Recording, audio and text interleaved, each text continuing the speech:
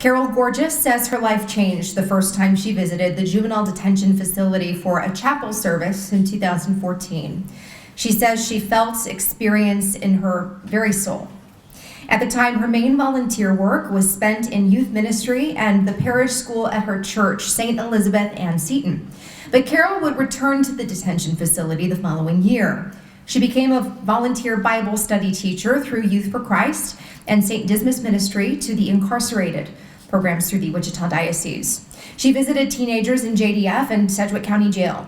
In 2016, she also became active with Mentoring for Success, working with youth in the criminal justice system. Carol is attracted to this work because she sees great need in the kids she meets. Many are victims of sexual assault, human trafficking, and other traumatic experiences, and they need healing. Carol has witnessed several young women return to school and graduate, attend college, even attain honor roll status. She says one of the most rewarding parts of this ministry is being able to celebrate these milestones and accomplishments with them, especially knowing how hard they had to work to get there. Carol believes it is an honor to serve and build relationships with young people and walk with them through the ups and downs. She's constantly in awe and inspired by the strong young women she has met through JDF who are now her friends, confidants, and unofficially adopted daughters. One of the greatest compliments Carol receives is being called Mom, because she knows that means she and the other volunteers have a trust, a bond, a familial relationship that is graced by God's hand and not by birth. Please welcome to the stage 2020 Everyday Hero honoree, Carol Gorges.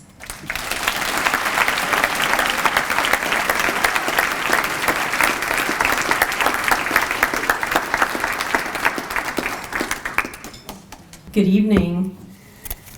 I want to first thank Diana because as she preceded me as a crier, all those who know me, I'm probably going to cry.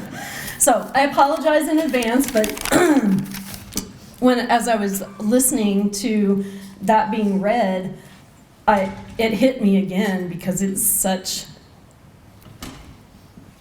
I feel like it's such a strong calling that I hope that each and every person in this room gets to experience in their life. And I know that the people that are receiving awards tonight, I am very humbled to stand here with you and know that you each have your own calling as well. I think one of the things that I have experienced in the past few years of working with juveniles and foster care youth is that love changes everything. We experience that love, most of us, in our families with our parents. It continues in our love for our spouse and love for our children, and that return love that we get and that circular feeding of that love and that nurturing. Not everybody is as fortunate as that. And so when the kids do call me mom, or they call me their second mom, and one even said, "You're like my grandma." And I went, okay, it reminds me how old I'm getting.